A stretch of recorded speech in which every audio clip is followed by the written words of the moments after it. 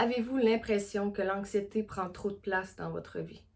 Est-ce que vous ressentez cet effet de pesanteur sur votre thorax dans des moments plus difficiles, dans des moments qui vous demandent plus d'efforts, dans des moments qui vous angoissent?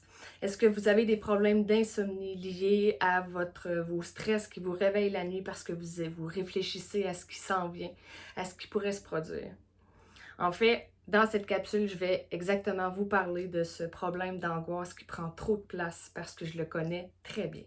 Mon nom est Pamela Sauvé, je suis coach certifiée en neurosciences. Je me spécialise en anxiété, dépression, relations toxiques et auto-sabotage. Tous les symptômes dont je vous ai parlé au début, je les ai vécus, je les connais et je sais amplement à quel point ça peut prendre trop de place, trop d'espace dans notre vie, dans notre tête et surtout dans notre corps. Par contre, le but de la capsule aujourd'hui, c'est de vous dire qu'il y a plusieurs solutions. En fait, pour vous faire une histoire très rapide, j'ai été pendant longtemps surmédicamentée pour mon anxiété. En fait, j'ai fait une dépression majeure à l'âge de 19 ans, alors que j'avais tout devant moi, que j'avais tout.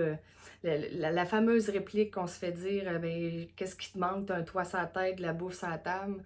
Mais c'est à l'intérieur qu'on se sent vide, c'est à l'intérieur qu'on sent qu'il n'y a plus de vie. On a un mal de vivre, on ne sait pas où on s'en va, puis en même temps, on a envie d'aller nulle part. Alors, je comprends ce que vous pouvez ressentir. J'ai amplement beaucoup d'empathie pour vous. Par contre, je tiens vraiment à vous spécifier qu'il y a des méthodes, il y a plusieurs outils que vous pouvez utiliser pour diminuer ces effets-là. L'anxiété est très ravageuse, elle est très dangereuse pour notre corps, pour notre cerveau. Et il y a plusieurs personnes qui m'ont demandé en coaching pourquoi c'est plus facile de rester dans mes pensées négatives, dans mes comportements d'auto-sabotage, parce que l'anxiété va souvent porter de l'auto-sabotage dans le sens où on est tellement anxieux de faire une action. Pardon. Ça nous stresse, donc on préfère reculer puis ne pas le faire. Et à la fin, ce que ça fait, c'est qu'on n'a pas avancé, on ne s'est pas amélioré, on n'a pas de cheminement. On a l'impression que la vie, qu'on n'avance pas dans la vie, mais en fait, c'est qu'on s'auto-sabote. Et la plupart du temps aussi, dans l'anxiété, ce qui m'a complètement fait percevoir les choses différemment, c'est à quel point on se fait des scénarios. 98%, si je ne m'abuse, de nos pensées sont les mêmes qu'hier.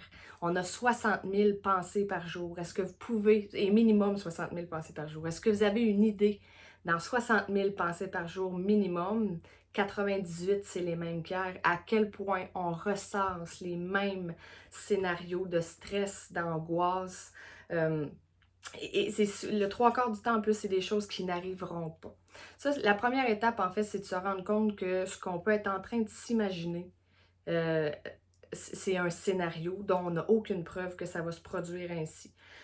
Si vous avez eu un conflit au travail, si vous vous êtes dit, vous vous êtes fait dire une parole blessante, si vous avez dit quelque chose et que vous vous demandez comment la personne l'a perçu, la meilleure chose, en fait, c'est de vous arrêter et de vous dire, j'ai pas la preuve de ce à quoi je suis en train d'essayer de trouver des réponses, ce que je m'imagine, et d'aller à la recherche de la réponse.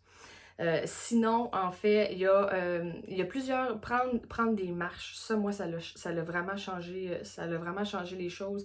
Aller en nature, de se concentrer, vous pouvez vous mettre des méditations active qu'on appelle, vous concentrer sur ce que la personne dit, elle va vous faire respirer, vous vous concentrer sur autre chose. En fait, c'est beaucoup le fait d'amener le cerveau à penser à autre chose qu'à toutes ces affaires qui nous angoissent, toute cette énergie qu'on met dans ce que l'on perçoit comme étant un stresseur. Il faut savoir hein, que le plus ancien à l'arrière de la tête, le plus ancien cerveau était... écoute, à l'air de très longtemps. Je suis pas très bonne en histoire, donc je peux même pas vous dire les années, mais il était en fait, il servait à trois choses. Donc, c'était pour fuir, pour pas qu'il se fasse manger par les mammouths. Sinon, c'était la chasse et sinon, c'était d'être tout le temps aux aguets. Et en fait, le cerveau est resté à cette époque-là, si on veut. Donc, il est constamment aux aguets d'un danger qui pourrait survenir. Et c'est en fait une partie pour laquelle, une raison pour laquelle on est constamment à la recherche du négatif parce que notre cerveau essaie de voir s'il y a des dangers et après ça, nous, on l'alimente. Hein? Ce n'est pas uniquement la faute du cerveau reptilien. Il faut prendre conscience qu'on a amplement le choix aussi de décider comment on perçoit les choses. Mais la première étape, comme je vous disais, c'est prenez conscience des scénarios qui se passent dans votre tête. Vous parlez-vous de façon aimable, soyez tendre avec vous-même. Ça vous sert à rien de vous taper dessus puis de vous dire « Ah, je suis encore dans un scénario, je suis donc bien poche, maudit que je suis nulle. » Ça avancera à rien de faire ça. Faites juste vous dire « Oh, je suis dans un scénario en ce moment. J'ai pas la preuve concrète. » Moi, une question qui m'avait vraiment aidée dans un moment où j'étais en panique émotionnelle, ma coach Annabelle Boyer m'a dit, c'était un outil, elle m'a fait faire un outil, mais il y avait une question qui est venue profondément me chercher. Et cette question-là disait, en as-tu est-ce que tu as la preuve concrète de ce que tu avances? C'était pas formulé comme ça, là, mais c'est ce que ça voulait dire. Et j'ai vraiment figé. Parce que mon cerveau et moi, j'ai vraiment compris que je n'avais pas la preuve concrète de ce que j'étais en train d'imaginer. Donc là, souvent, quand ça va, je vais me réveiller pendant la nuit pour stresser sur quelque chose dont je n'ai même pas la preuve encore.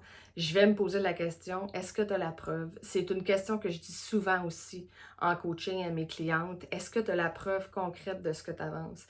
En fait, ça vient un peu dédramatiser la situation. Ça calme à l'intérieur toute l'émotion de danger puis de se sentir comme pressé de réagir, de se sentir constamment instable ou comme s'il y avait un événement dangereux qui allait arriver. Ça vient calmer cette émotion-là.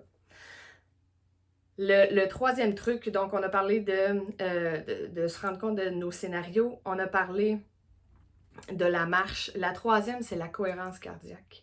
C'est quelque chose que je fais maintenant de 3 à 5 fois par jour parce que ça m'apaise, ça me fait un très, très grand bien.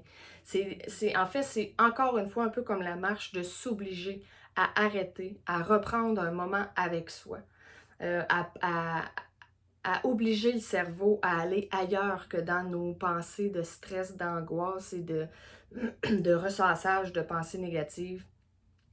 La cohérence cardiaque du docteur en neurosciences, David Lefrançois, il l'explique, lui, le 3-6-5.